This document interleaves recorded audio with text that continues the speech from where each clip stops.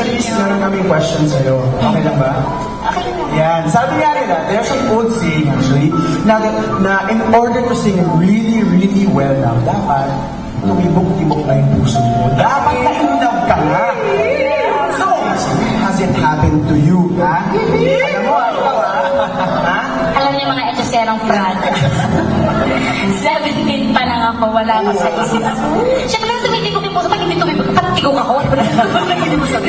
Yes, that's right. Siyempre 17 pa lang, wala pa sa isip niya.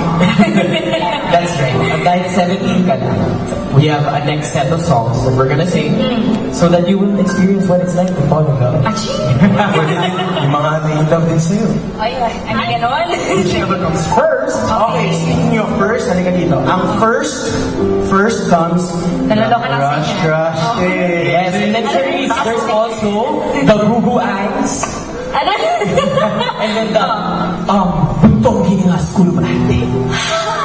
Okay. Tapos yung papakyut pa. And the pasulyak-sulyak effect.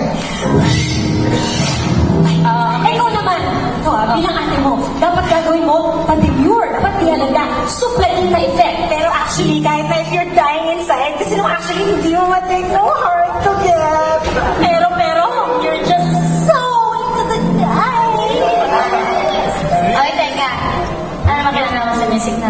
What? Hindi mo alam? I don't know. Siyempre, habang nagpapasuplada ka, deep inside, you're really singing. Kumain siya sa ng front na to. Ganito yan. Paano?